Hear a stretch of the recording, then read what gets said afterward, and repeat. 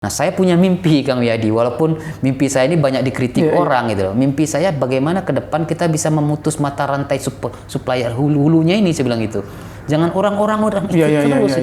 Ya mereka memang punya modal besar, saya bilang. Tapi kan mereka tidak punya jamaah yang besar, saya bilang.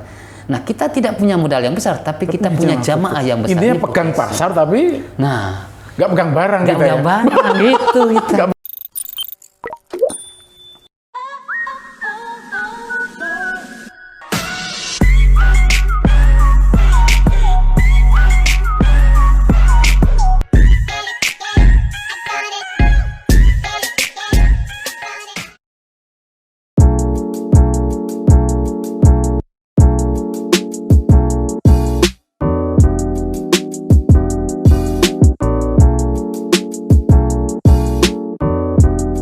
Salam Rawanan, salam perubahan, menggaji diri sendiri, menggaji orang lain, menggaji Indonesia.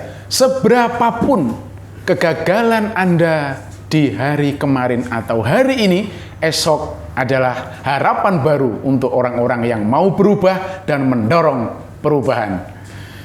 Kawan-kawan, hari ini temanya sangat menarik sekali karena bagaimana memiliki sebuah usaha, mempunyai sebuah usaha, tapi levelnya bisa naik kelas dalam waktu yang sangat cepat. Atau mentransformasi sebuah perusahaan, bagaimana sesegera mungkin untuk bisa meraksasa.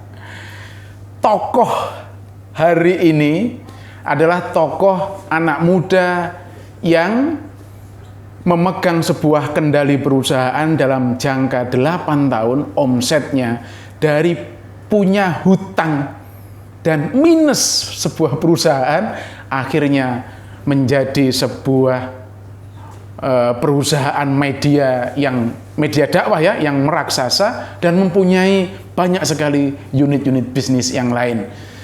Nama tokohnya adalah Bung Denny Al-Azhari.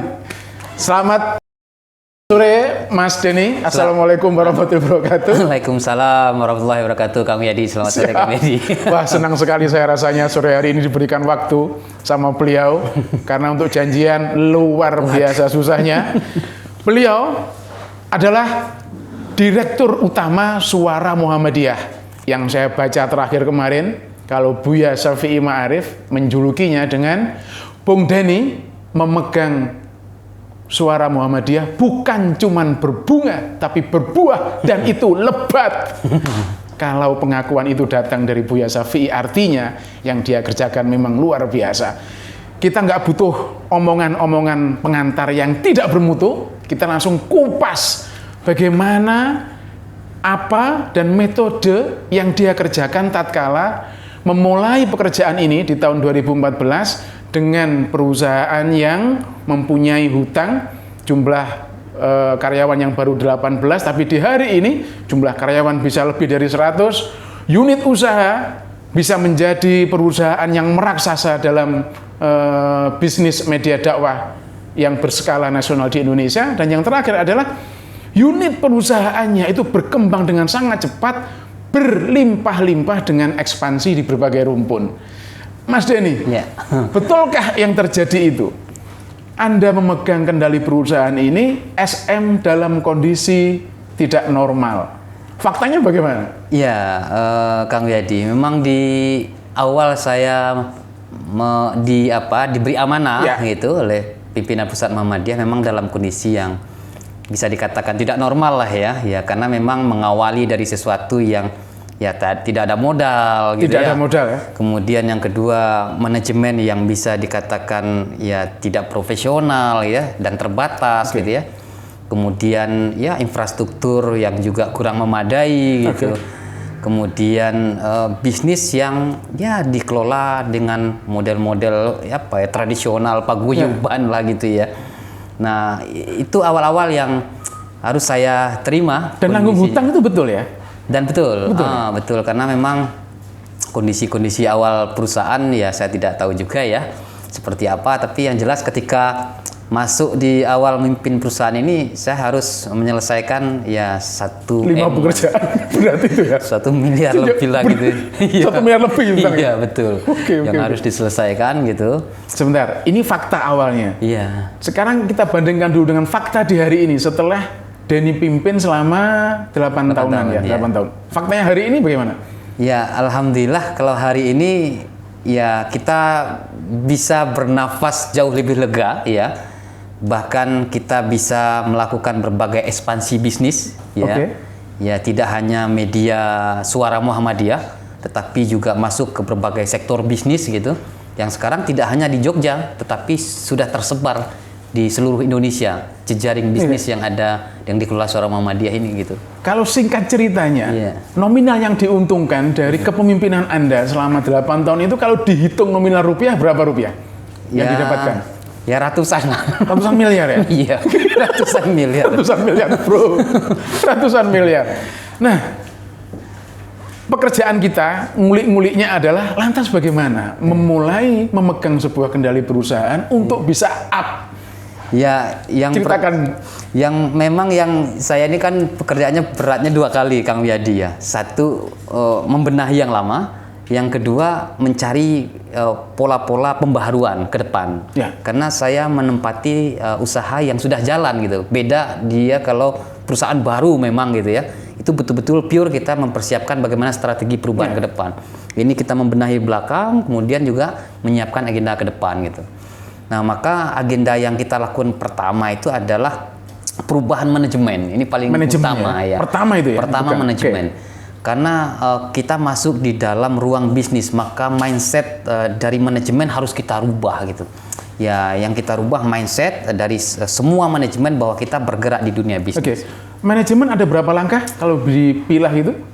Ya, katakan jangka pendek, jangka tengah, jangka panjang. Iya, kita ada 2 tahapan waktu itu. Ya? Yang pertama kita mencoba melakukan semacam screening lah ya, dengan mengubah mindset itu mana yang bisa masuk gitu, mana yang tidak dengan proses seleksi kebijakan gitu.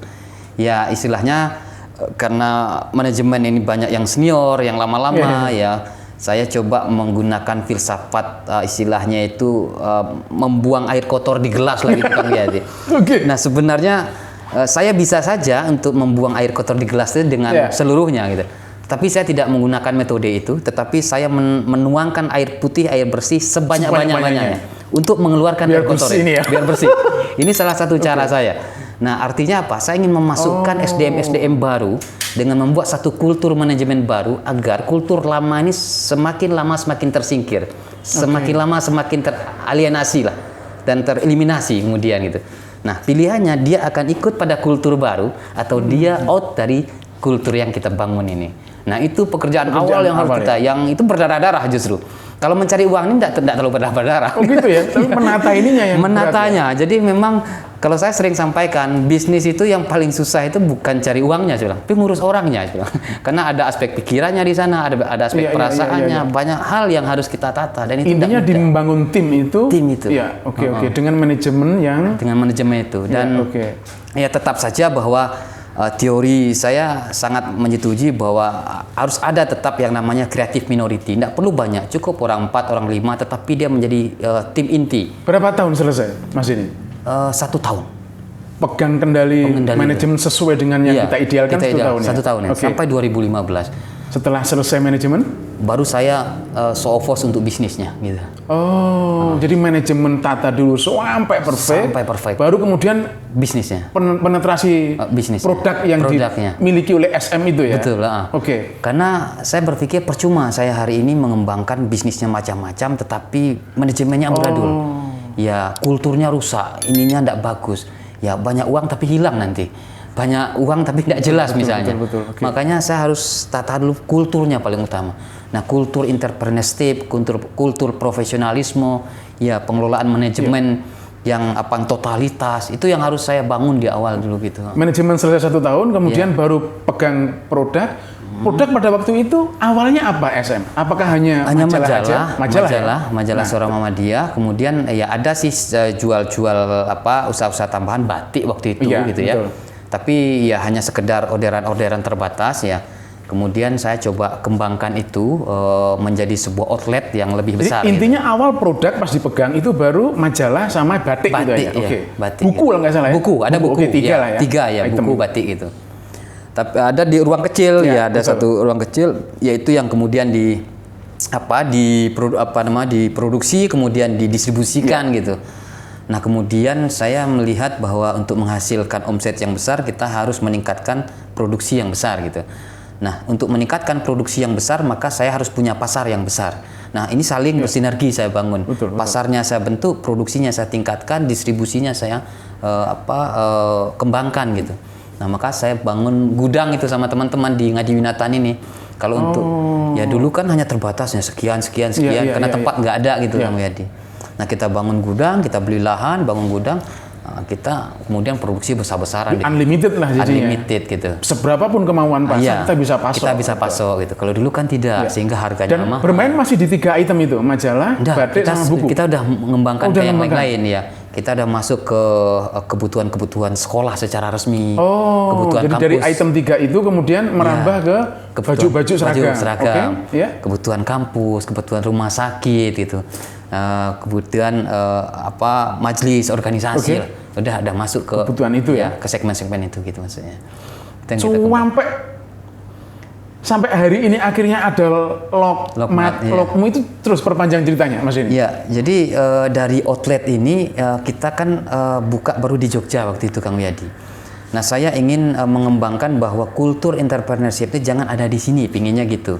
Bahwa ini harus menjadi kultur kita secara kolektif di organisasi ini gitu. Karena selama ini kita kalau untuk sekolah, rumah sakit ya yang sifatnya birokratis itu semuanya ya punya semangat yang sama gitu. Tapi di gerakan ekonomi itu ya bisa dilihat lah, dipilih gitu. Nah, maka saya ingin mengembangkan kultur entrepreneurship itu di setiap daerah. Nah, salah satu caranya saya ingin menduplikasi model bisnis outlet toko Suara Muhammadiyah ini ada di daerah-daerah. Nah, maka kita dirikan namanya SM Corner, Suara Muhammadiyah Corner. Nah, Suara Muhammadiyah Corner itu sekarang di seluruh Indonesia sudah ada 62 outlet. 62 outlet? Yang kayak di se-Indonesia, kayak di bawah tadi ya? Ya. Oke. Sudah ada di Indonesia, mulai dari Aceh sampai Papua saya punya gitu. Punya ya? Punya. Nah, itu isi produknya sama dengan di sini. Jadi kebutuhannya dari sini kita distribusikan. Seragam, majalah, buku kemudian ya, aksesoris macam-macam itu. Nah, jadi kebutuhan-kebutuhan warga Muhammadiyah setempat tidak perlu lagi di sini gitu. Jadi langsung mereka untuk mengelola di daerah-daerah. Di daerah masing-masing ya. Nah, dan itu menjadi pemasukan juga bagi mereka gitu. Betul. Karena itu sifatnya kemitraan. Ya, kemitraan. Persentase atau bagaimana kemitraannya? Itu kemitraan di penyediaan barang saja, tetapi jual terserah mereka. Terserah mereka. Oh, oke. Tapi juga kita patok hanya 70% yang produk dari sini boleh gitu. 30% harus produk lokal. Produk. Iya, produk ibu-ibu Aisyah, warga harus terlibat di dalam itu gitu. Nah, ini yang kita gerakkan di 62 outlet yang sekarang ada. Sampai 62 outlet itu membangunnya berapa? Sekitar 1 tahun 8 bulan saya bangun. 1 tahun? 8 bulan. 8 bulan. Ya, itu saya keliling seluruh Indonesia itu Kang Yadi untuk mendirikan itu, mengembangkan itu. Ada yang itu. Dan setelah berumur ini dari 62 itu nggak ada yang gulung tikar? Nggak ada, alhamdulillah. Nggak ada. Ya, alhamdulillah aktif ya, walaupun perbedaannya di tingkat omset saja. Ya, itu wajar ya omset ya. Ada yang sampai tinggi. Ke pengolahan per daerah itu dilatih apa mereka otodidak belajar sendiri Mas? Ya, nanti ada pelatihannya, ada arahannya gitu. Kemudian kita juga sering mengadakan koordinasi gitu untuk pembinaan-pembinaan di daerah-daerah gitu. Jadi manajemen selesai, produk nambah, ekspansinya besar. Garap pertama adalah SM Corner. SM Corner. Oke, lanjut kemudian? SM Corner, kemudian setelah SM Corner cukup memberikan hasil sehingga kita bisa mendirikan Geraha SM ini. Ya, yang tanpa pinjaman, tanpa utang, dari itu sebenarnya gitu loh. Dari tanpa pinjaman, tanpa hutang. Tanpa pinjaman, betul-betul pure hasil dari Suara Muhammadiyah yang kita. Iya. Jadi tidak ada kalau ini pinjam di kampus ini tidak ada sama sekali, apalagi bank nggak ada sama sekali, tidak. Ini murni dari sini gitu. Nah, itu dari pengembangan bisnis. Nah, karena kita punya keyakinan waktu itu potensi kita itu besar sebenarnya kalau kita kelola secara serius gitu. Cuman kan mungkin ya kita tidak serius saja, mungkin main-main aja, mungkin sebagian gitu ya, sehingga ya kecenderungan kita ya nanti ada apa-apa pinjam bank, apa segala macam. Geraha akhirnya selesai. Dan semegah ini. Nah, kemudian bagaimana ceritanya? Kemudian muncul ada Lokmat ya? Dan Bulogmu. Nah, itu gimana ceritanya? Nah, kalau bisnis Lokmat Bulogmu ini memang bisnis di tengah pandemi ini. Ya, awal pandemi. Ya, jadi iya. sebelum ini Sebelumnya nggak ada ya ini ya? nggak ada. Okay. Bahkan ini tidak masuk di dalam bisnis plan kita juga nggak ada sebenarnya gitu. Kalau tidak berkahnya pandemi nggak ada. Nggak ada ini sebenarnya. Jadi ini murni pandemi gitu. Jadi catat ini ya, catat ini. Bisnis plan kita sebenarnya kan hotel. Betul.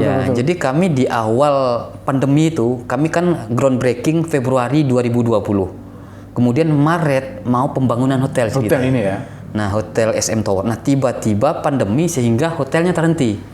Nah, hotel terhenti ini ada dana nih, gitu kan? Iya. Masuk pandemi, bisnis yang lain berhenti, dana ada, apa yang harus kita jalankan? Nah, waktu itu pikiran saya, ya mungkin kita nggak bisa mengubah arah angin, saya bilang.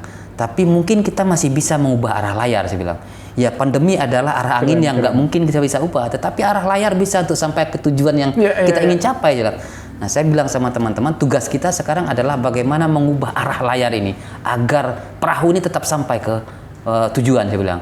Nah, kita coba banting setir gimana kita bisnis pangan, saya bilang. Kita analisa, ada IT, ada ekspedisi, ada pangan, ya, kemudian ada medis. Mana yang memungkinkan dari semua 4 item ini sebagai bisnis yang strategis di era pandemi. Nah, maka pilihan kita waktu itu pangan.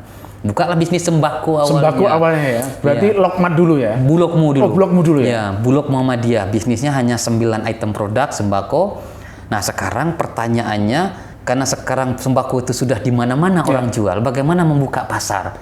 Nah, kita tentu harus punya nilai lebih dibandingkan orang lain. Nah, kami buatlah skema nilai lebihnya. 1, pembayaran jatuh tempo.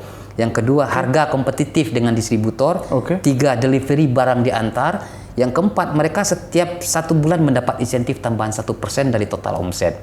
Nah, dari 4 kelebihan yang kita miliki nih, ini menggerakkan beberapa ibu-ibu gitu, yang mereka kemudian berminat, tanpa modal bisa usaha, bisa kerja gitu.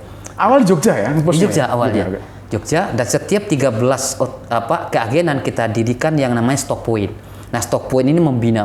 Jadi ada stock point, ada agen. Nah, stock point itu yang mengembangkan ke beberapa daerah. Nah, sekarang di Jogja hampir semuanya, kemudian sekarang merambah di Jawa Tengah, terutama sekali Karesidenan Banyumas itu. Itu ada 200-an agen di sana. Total sekarang ada berapa Bulogmu? Kalau Bulogmu itu ya 600-an lah. Dibangun dalam berapa bulan waktu? Ya 10 bulan. 10 bulan 600 itu? Iya 600-an. Keren. 600-an. Dan nah, Bulogmu selesai, kemudian ceritanya Lokmat muncul bagaimana? Akrobatiknya tuh prosesnya. Jadi ketika Bulogmu jalan, ternyata agen-agen Bulogmu tuh ada juga yang dia punya usaha warung, punya usaha toko. Nah, ada permintaan-permintaan gitu Kang Yadi. Mas, kita minta tambahan produk ini dong, yang non sembako mungkin ya. Nah, sembako itu banyak. Tadinya kita mau analisa apa kepentingan kita buka ini. Kita punya Suryamat, kita punya tokomu. Kita analisa dulu, ya tidak terlalu lama lah, sehari 2 hari kita apa sih yang membedakan. Intinya kami ingin cari yang membedakan gitu.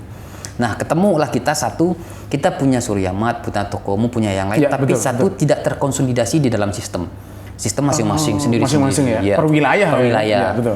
Bahkan per outlet gitu Kang. Ya. Jadi misalnya satu kabupaten itu ada toko kita yang sama gitu, sistemnya sendiri-sendiri. Ya. Gitu. Kemudian itu nggak terkonek ya itu? Tidak terkonek. Kemudian yang kedua kita artinya nggak bangun sistem lah ya? Nggak bangun sistem. Ya sistemnya ya sistem POS sama back office yang ada di outletnya saja. Di masing-masing gitu. Nah, itu satu yang kita lihat. Dan kemudian yang kedua konsolidasi di supply hulu. Nah, kita tadinya mikir apakah masing-masing itu kita punya satu pintu supplier di hulunya atau tidak gitu loh. Ternyata tidak, kita mainnya masing-masing aja gitu. Nah, berangkat dari situ saya berpikir bahwa kita harus menciptakan tradisi baru, saya bilang. 1, kita harus membuat jejaring bisnis retail yang itu terkonsolidasi sistemnya, terkonsolidasi supply hulunya, saya bilang. Yang ketiga itu terkonsolidasi potensi jamaah yang ada di setempat. Nah, maka kemudian potensi jamaah yang kami maksud itu pembiayaan dari Lokmat ini kan tidak boleh perseorangan gitu Kang Yadi. Jadi perseorangan itu hanya boleh 40% modalnya. Misalnya saya ingin buka investasinya 100 juta, saya hanya boleh 40 juta. 40%-nya? Ya, 60%-nya, 60 jutanya itu harus warga jamaah. Minimal per orang itu 500.000. Nah, itu nanti kita kasih model pengelolaannya. Nanti agar ada share profit, kemudian kita menciptakan market primer lah, pasar pasti dari mereka yang berinvestasi gitu. Nah, itu alhamdulillah ternyata tinggi permintaan. kami pun juga kaget, kok pandemi banyak uang ya orang-orang Muhammadiyah. Saya, Gitu ya? saya bingung tadinya. Ini kan pembukaan bisnisnya kan besar gitu loh. Ada yang 100 juta, ada yang 150 juta gitu ya. Paling tinggi itu kan 200 juta pembukaan ini. Pembukaannya ya? Iya. Tapi itu ada uang orang-orang itu. Saya bingung. Nah, maka di dalam waktu yang menurut saya relatif singkat, ya sekarang sudah ada 52 outlet Lokmat di Jawa saja gitu. Di Jawa 52 loh, selama 10 bulan ya. Dan musim pandemi. Musim pandemi. Dan satu outlet itu rata-rata 150 juta. Minimal Pembukaan. investnya ya? Investnya. Oke. 150. Ini sekarang kita udah punya 52-an itu. Nah, sistemnya yang 50-an ini terkonsolidasi di sini. Back office-nya ada di kita. Jadi kita tahu itu. Omset masing-masing outlet itu tahu. Mana produk yang fast moving, mana yang slow moving, kita itu ngerti semua ya. Kemudian bagaimana omsetnya, laporan keuangannya kita tahu. Bahkan mereka juga untuk repeat order barang itu lewat sistem itu juga masuk ke kita. Nggak lagi via telepon, via WA, semua minta ini, nggak ada lagi. Udah lewat sistem masuk. Terkonsolidasi di sini semua. Nah, supply hulunya juga sama. Kita yang melakukan distribusi ke masing-masing daerah. Nah, karena target kita ketika pasar sudah terkonsolidasi secara maksimal, nah saya punya mimpi Kang Wiyadi, walaupun mimpi saya ini banyak dikritik orang gitu loh. Mimpi saya bagaimana ke depan kita bisa memutus mata rantai supplier hulunya ini, saya bilang gitu. Jangan orang-orang terus. Ya mereka memang punya modal besar saya bilang, tapi kan mereka tidak punya jamaah yang besar saya bilang. Nah, kita tidak punya modal yang besar, tapi kita punya jamaah yang besar. Intinya pegang pasar tapi nggak pegang barang nggak pegang barang gitu kita. Nggak pegang pabrik kita. Iya. Bener keren. Nah, ini yang ingin kita ciptakan, walaupun apa yang dan itu yang mimpi ke depan itu ya? Itu saya. Itu yang Oke, kemudian lanjut, proses kemudian ada SM Logistik. SM Logistik. Nah, ceritanya bagaimana itu? Nah, SM Logistik itu sama karena tadinya Bulogmu butuh distribusi barang, kemudian Lokmat butuh distribusi barang. Kemudian yang kedua, di masa pandemi juga anak-anak muda itu ya kita ingin mendorong lah mereka untuk bisa mengelola potensi lokal gitu ya. Nah, maka kita cari apa sih bisnis yang sangat mudah, berbiaya murah, dan itu bisa tanpa harus ada ruko, harus ada tempat dan segala macam. Nah, kita analisa, kita undang pihak-pihak yang bermitra, 1, 2, 3 diskusi, ya sekali 2 kali clear putuskan. Jadi kami ini termasuk yang nggak banyak diskusi di sini Kang Wiyadi. Nggak banyak diskusi. Pokoknya nggak ada wacana lah ya. Nggak ada wacana. Gagasan gitu. Ada, bahas sedikit, matang eksekusi ya. Eksekusi, jalan sebulan evaluasi. Kayak gitu sih. Kalau kita hanya rapat rakor itu nggak ada itu sih. Hasilnya nanti hasil raker sih bilang gitu. Karena bisnis memang di lapangan. Di lapangan kok bisnis di raker kan gitu. Kantor. saya juga bingung. Outlook ekonomi workshop apalah namanya itu enggak harus di lapangan. Ya, boleh sekali 2 kali langsung eksekusi saya bilang itu. Jangan program itu terus saya bilang itu. Nah, itu yang kami lakukan setiap hari gitu. Nah, kayak Lokmat ini evaluasinya udah banyak Kang Wiyadi, perubahan-perubahan dari awal sampai hari ini ya. Karena kita ketemu penyempurnaannya ya, jadi by jalan ya. Nah, betul gitu. Ini harusnya begini. Ini harusnya begini. Evaluasi ini harus begini. Oke. Gitu. Diceritakan coba Bung Denny. Ini kan berarti akrobatik SDM-nya itu kan juga luar biasa. Iya. Lah concern menata ini orang-orangnya piye? Ini kan karena core bisnisnya itu betul-betul 180 derajat kan tidak ada hubungannya sama core yang pertama. Betul. Nah, itu yang juga gimana, itu yang agak jadi beban juga ya, karena memang mereka tidak terbiasa dengan bisnis baru gitu ya, termasuk kita pun gitu. Nah, ketika pandemi itu kan banyak usaha yang tidak terlalu maksimal kita kerjakan. Maksudnya peraturan pemerintah harus tutup, kayak toko harus tutup sini. Walaupun secara online kita kan jalan. Artinya masih menggunakan SDM yang lama ya? Yang lama. Nggak insert orang baru tidak. Ya? Oke. Jadi orang lama itu kita tata, ya saya coba pembinaan lah bersama gitu, dan mereka coba terjun ke lapangan, coba 1, 2, akhirnya bisa. Dan ketika tumbuh baru kemudian kami melakukan rekrutmen. Nah, maka di tengah pandemi kemarin ini, sekarang ini, ketika orang banyak PHK, work from home, kami itu melakukan rekrutmen itu 3 kali Kang Wiyadi untuk karyawan baru. Karyawan baru ya? Iya, di tengah pandemi. Selama pandemi ini?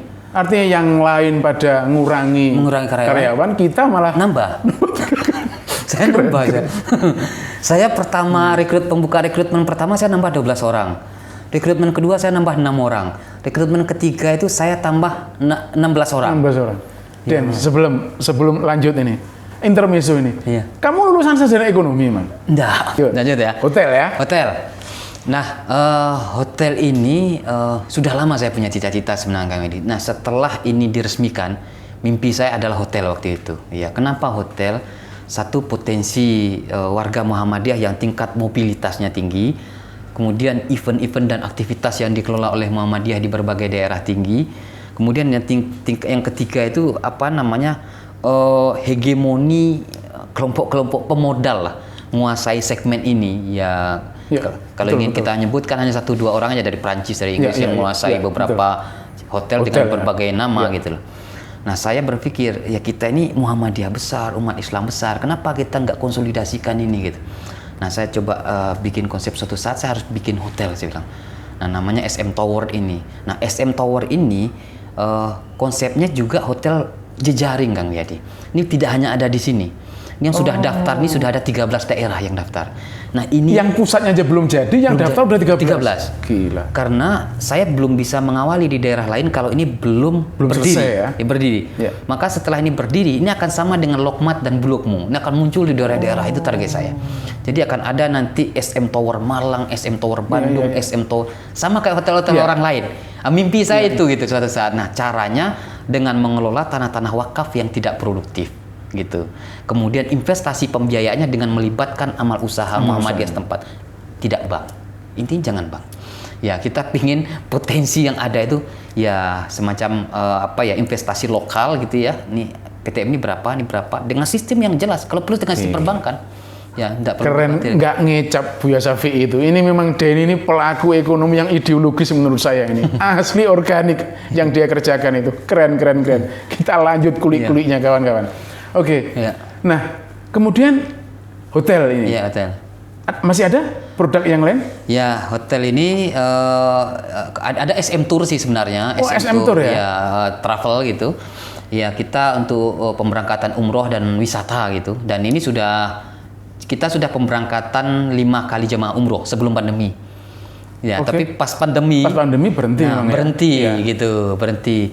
Nah, visi saya di SM Tour juga sama, walaupun banyak kritik ke saya, kok Denny buka SM Tour ini kita sudah punya. Nah, sebenarnya visi saya itu bukannya sekedar buka travel, bukan itu. Kalau hanya sekedar buka travel nggak perlu saya bilang. Tapi saya ingin mengkapitalisasi potensi jamaah dan kita bermain di level hulu, mulai dari tiketingnya, seat pemberangkatannya, hotelnya di sana, fasilitasnya. Itu kita yang kelola, jangan orang lain. Yang sekarang ini kan misalnya tiketing itu untuk pemberangkatan hanya 3 pemodal besar aja yang main. Nah, para mitra-mitra travel ini belanjanya ke situ, Kang Yadi. Ketiga orang nih, dan maaf, ini etnis sana semua. Bukan kita. Bukan kita. Nah, saya pingin seat ini kita yang pegang gitu loh. Berapa potensi umat Islam itu. Nah, tapi kalau saya langsung main ke sana, tentu saya tidak punya pengalaman dulu. Nah, caranya gimana? Saya harus buka nih pengalaman, buka travel dengan membentuk beberapa titik bisnis. Jaringan juga di Banyumas ada, di Jogja ada gitu. Nah, kita juga sudah persiapkan kemarin tuh. Saya sebenarnya awal pandemi mau ke Jeddah itu karena ada orang yang menawari kantor di situ gitu loh. Jadi saya udah bikin kantor di Jeddah gitu pikiran, bikin bisnis bas ekonomi juga di sana gitu pikiran saya. Ternyata pandemi gitu loh. Jadi nggak bisa. Tapi sebelum pandemi udah sempat 5 kali. Sudah 5 kali. Bahkan saya juga ngantarin jamaah udah 2 kali saya ke sana. Udah 2 kali ya potensinya besar sekali. Ya? Besar sekali. Dan itu bisa potensi di sini ke sana ke sini gitu. Ya, poin dari yang saya inginkan sebenarnya Muhammadiyah besar. Jangan bermain di hilir. Saya punya mimpi itu. Bermainlah di hulu karena hilir kita udah besar gitu loh. Betul. Modal kita besar, ngapain kita mainnya di hilir? Pinginnya begitu, Kang Yadi sebenarnya. Jadi kalau saya ngelihat tagline-nya itu apa dari semua yang dikerjakan ini impian tujuannya adalah membuat SM menjadi pusat siar dan pusat bisnis. Iya, betul. Sejauh mana mimpi ini udah tercapai? Ya, alhamdulillah kalau untuk kerja-kerja dari tagline ini sudah berjalan lah ya di 2017 sejak hadirnya Geraha ini menjadi simbol sekaligus penanda dari transformasi SM itu dari kerja-kerja teks kami membahasakan kerja-kerja praksis yang bersifat kontek gitu. Dan kebetulan saya juga nulis buku tentang itu Kang Wiyadi gitu. Transformasi tek menuju kontek itu ya dulu kita hanya berkecimpung dengan tek-tek dakwah yang kita benar. Sekarang dakwah kita harus lebih praksis, kontekstual. Jadi kalau Buya itu membahasakan ya Muhammadiyah itu sudah cukup banyak memberikan gizi buat otak manusia katanya dalam bentuk lembaga pendidikan, sudah banyak mengisi hati manusia dakwah-dakwahnya. Sudah banyak mengisi jasmani manusia dengan lembaga kesehatan. Tugas Muhammadiyah kata Buya mengisi perut manusia yang ada di ini. Ini tugas kita yang belum. Kita lanjutin ya. Kita sekarang ngorek untuk naikin kelas. Ini kan rata-rata orang konotasinya adalah modal. Ini kita mau kulik-kulik ini. Den ini modalnya piye? Apakah betul Den dari awal kamu udah disupport oleh PP Muhammadiyah atau lembaga yang lain dengan uang yang bermiliar-miliar untuk memainkan semua lini item yang tadi udah dibangun itu? Ya justru tidak sama sekali. Tidak sama sekali karena memang dengar ini. Karena PP Muhammadiyah memang ngasih ujian ke kita. Coba ya dengan kondisi yang seperti ini kira-kira begitu ya. Menurut saya ini bagus ya sebagai challenge. Berarti non backup lah ya. Iya. Sama sekali. Iya betul gitu. Artinya. Jadi dari cuman melihat potensi terus mengikhtiari diri dengan segala kemampuan untuk mengkonsolidir peluang jadi keuntungan ya. Iya betul lah. Nah ini yang kita lakukan itu ya lagi-lagi manajemen ini pekerjaan yang nggak mudah. Intinya non backup lembaga, non backup bank. Non backup semuanya. Ya murni ya kalau tadi saya membahasakan saya berawal dari pinjaman seorang tokoh gitu. Ya sekitar 500 lah ya. Jadi untuk mengawali kerja sampai mimpi membuat hotel 50 M ya? Iya. Itu hanya bermodal dari pinjaman 500 juta ya? Dan itu dikembalikan dalam waktu 3 bulan. 3 bulan pinjaman itu ya. Dan sekarang udah enggak ada rusaknya ya. Enggak ada. Dan sekarang tanpa sedikit pun enggak ada utang sama sekali. Ya. Keren, kita punya prinsip ya kita menghindari itu. Saya sering sampaikan kalau ada utang seorang Muhammadiyah kita di bank, saya bilang ada 25 rupiah saya kasih 1 miliar, saya bilang gitu. Tinggal dicek aja banknya ada nggak, gitu bilang itu. Ini pemasukan ya semangatnya bukan ingin riak pamer, tapi saya ingin menunjukkan kita itu bisa sebenarnya bahwa kita itu dengan manajemen yang lebih profesional, mandiri itu bisa sebenarnya.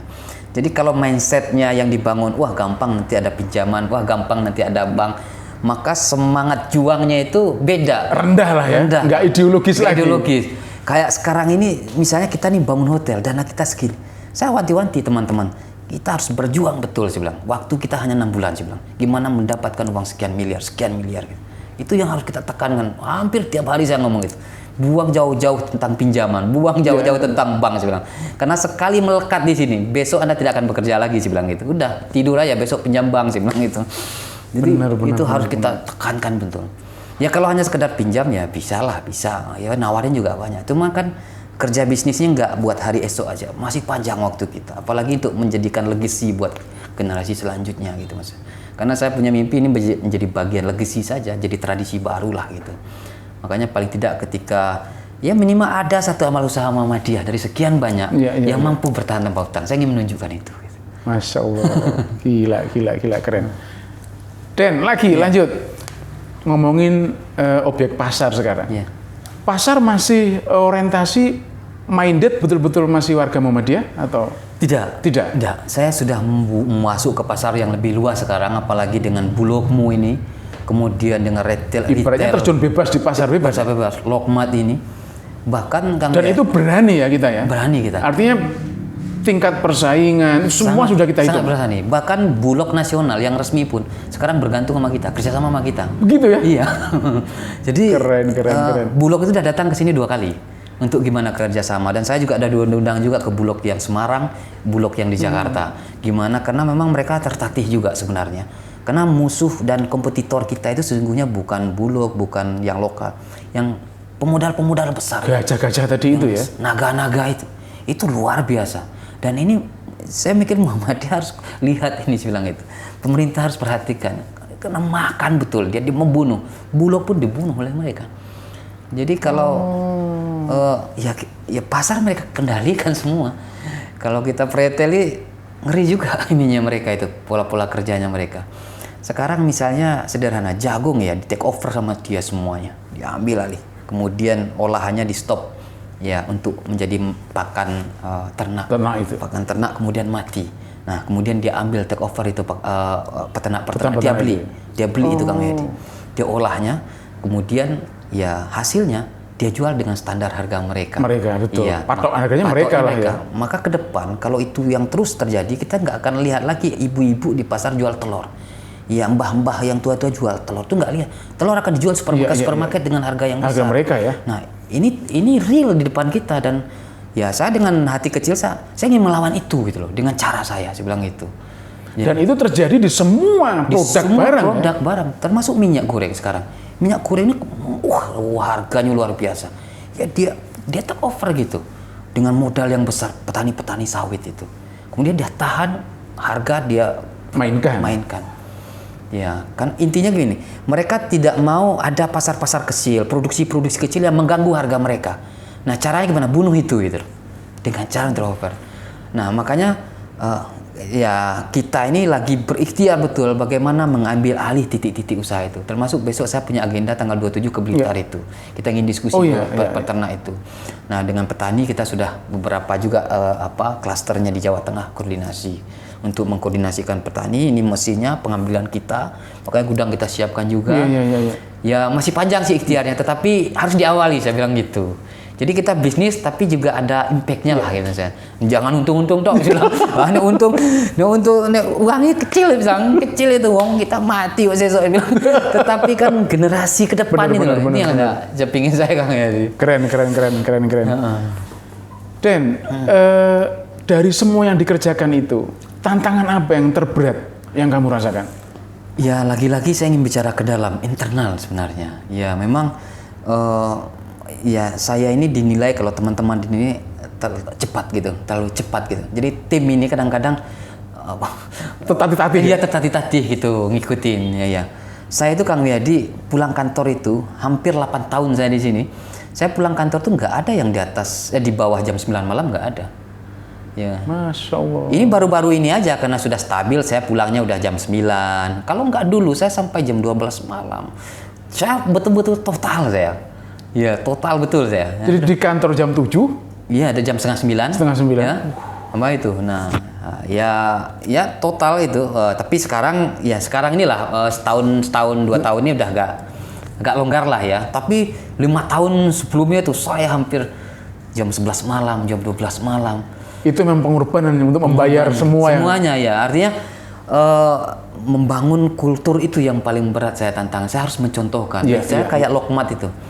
Ya, Lokmat itu waktu kita buka awal, saya yang terlibat praktis itu Kang Yedi. Saya yang belanja di pasar, saya yang harus mendisplay barang, sistemnya saya harus ikut. Kemudian alur masuk kerjanya saya ikut terlibat. Bahkan saya 5 hari tidur di lantai itu di Lokmat itu. Ya, karena selesai jam 3 dini hari nyelesainya ngejar. Dan saya harus jalani itu. Karena saya harus tahu kan ya bisnis itu is detail katanya. Jadi saya harus tahu yang detail dari sebuah bisnis agar ke depan saya bisa mendorong yang lain. Nah, kalau sekarang kan sudah enak. Ya, kan sudah ada timnya. Kalau dulu kan saya harus bekerja begitu gitu.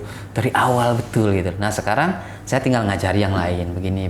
Hampir semua bisnis di SM saya terlibat secara detail. Jadi kalau ditanya secara detail dari bisnis dan SM, budaya itu yang susah untuk dibangun di internal. Di internal itu gitu. Karena kan masih ada juga pikiran terus apa yang Denny terapkan di suasana itu untuk membangun budaya yang ingin kamu idealkan itu? Ya, satu memang ada aspek teologisnya lah ya. Aspek teologis dalam arti ya bahwa kita bekerja di sini ini berbeda dengan bekerja di tempat lain. Bahwa kita bekerja di sini dunianya dapat, akhiratnya dapat. Apa yang kita hasilkan bagian dari amal jariah kalau kita ikhlas, tulus ya. Itu berkali-kali juga saya sampaikan. Ya, ini akan menjadi peninggalan yang ya banyak manfaat untuk umat dan macam-macam. Nah, kemudian yang kedua ya saya juga ingin mendorong mereka secara income ya, pendapatan yang akan mereka hasilkan ya. Nah, saya selalu sampaikan bahwa kita itu di dalam takdir bekerja itu tidak tahu kita di titik mana akan diangkat Tuhan gitu. Di level mana kita akan naik gitu. Maka yang penting adalah bekerjalah secara totalitas, karena totalitas itu akan mengubah nasib kita di titik mana. Tapi kalau kita hanya bekerja ya sesuai job, ya sesuai waktu gitu. Ya jangan berharap saya bilang untuk mendapatkan sesuatu yang lebih saya bilang.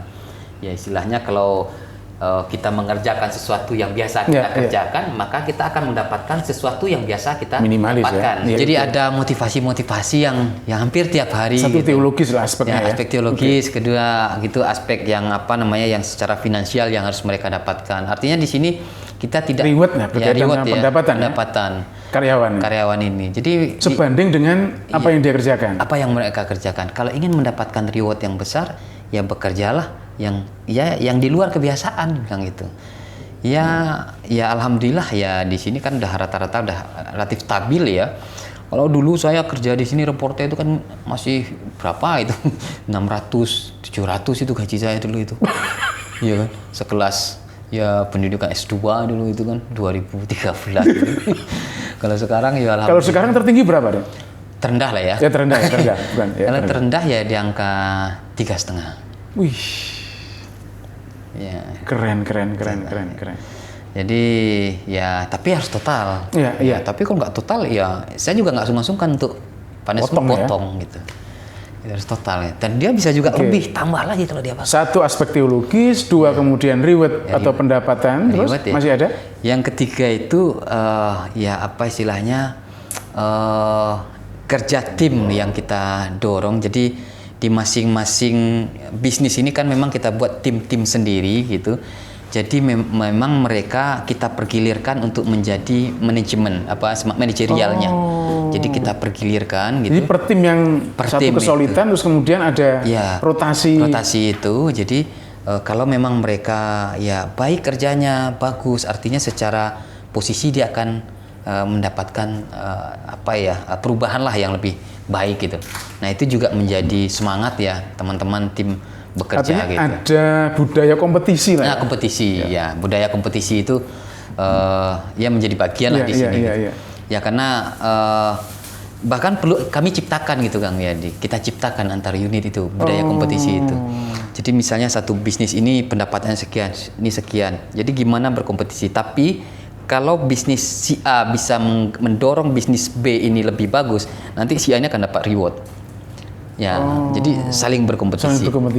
Saling berkompetisi, saling support dan ini yang udah jalan lah hampir 4 tahun lah pola-pola begini. Jadi teman-teman itu ya relatif semangat ya untuk bisa. Saya pengen ditambahkan dengan budaya kejujuran itu, Mas Denny. Ya, yang selanjutnya ada aspek budaya kejujuran ini. Nah, ini kejujuran ini yang menjadi fundamen lah di dalam pengelolaan bisnis, karena saya selalu sampaikan ke tim kita bekerja di Muhammadiyah, apa yang kita hasilkan ya ini punyanya Muhammadiyah, punya umat, maka hal yang paling fundamen adalah jujur saya bilang.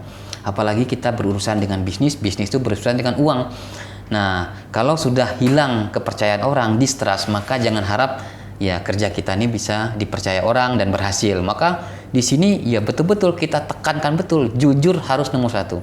Bahkan saya secara pribadi tidak segan, tidak nyuri 25 rupiah, 1.000 rupiah itu nggak ada lagi istilahnya peringatan 1, peringatan 2 itu nggak ada. Langsung cut ya? Cut keluar. Kalau yang lain masih bisa saya maafkan. Ada toleransi ya? Ya misalnya nggak masuk sekian lama itu oke lah. Atau kerjanya buruk itu oke lah gitu. Atau gimana intinya masih bisa. Tapi yang namanya nggak jujur gitu. Dalam banyak hal tidak uang atau administrasi atau apapun salah keluar saya bilang gitu. Karena Anda sudah membangun kultur yang buruk untuk perusahaan ini saya bilang. Saya takut ini menular ke yang lain. Oke, kawan-kawan semuanya. Rasanya udah lama sekali ini dan saya pengen ada epilog dari Mas Denny ini. Saya dengar Mas Denny menerapkan quantum transformation. Aku minta diceritakan itu. Iya.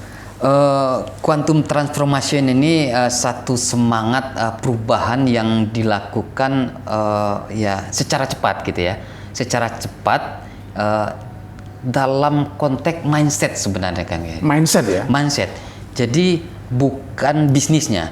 Bisnis itu menurut saya output dari mindset yang berubah gitu. Hasil yang kita dapatkan itu adalah perubahan dari mindset menurut saya gitu. Jadi kalau mindsetnya nggak berubah sih bilang, yang hasil yang ini nggak akan ada perubahan sih bilang. Ya mau siapapun kita datangkan ke sini sih bilang.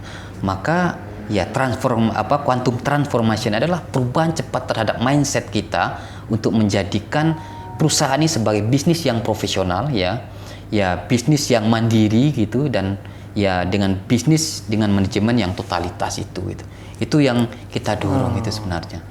Dan itu diterapkan di SM ini. Hasilnya gimana, Mas Denny? Ya, hasilnya alhamdulillah dalam waktu yang relatif cepat ya. Saya merasakan 1 tahun perubahan itu. Dan merubah kultur itu kan tidak seperti kita merubah. Kalau sistem itu gampang sekali kita ngubahnya, tinggal ngotak-atik huruf aja ngerubah sistemnya. Tapi kalau kultur itu akarnya mindset orang gitu. Dan emosi orang, dan ini mengubahnya ya berat Kang ya, dia orang yang sudah lama, kemudian orang yang terbiasa begini masuk dalam ruang yang berbeda. Nah, ini yang menjadi kerja-kerja kita dalam 1 tahun itu. Ya hasilnya setelah tahun itu kita bisa punya mimpi semua. Karena semua teman-teman saya minta setiap rapat akhir bulan kita harus punya mimpi. Anda sampaikan mimpi Anda untuk tahun ke depan, mimpi Anda ke depan setiap unit. Nah, saya harus terima laporan itu. Saya pinginnya begini, seperti apa? Ini pingin begini, harus punya mimpi saya bilang. Kalau tidak punya mimpi, Anda tidak punya gairah untuk mengerjakan apa yang dijalankan hari ini. Oke. Sekarang pertanyaan penutup. Ini kan teman-teman yang di Indonesia, di berbagai daerah, hampir semuanya kan mengeluh ini. Mengeluhnya hampir sama lah. Artinya kayak Mas Denny memegang kendali perusahaan SM ini pas fase awal itu. Nah, apa entah spirit, entah motivasi, atau kata apa yang bisa mewakili untuk menyemangati mereka, Mas Denny? Biar iso-iso saja nih, bisa-bisa. Bisa, ya. Kayak Denny itu bisa-bisa, itu gitu. Ya, kita punya keyakinan bahwa Muhammadiyah itu besar satu gitu Kang ya. Dia besar, bahwa potensi ini sangat besar ya.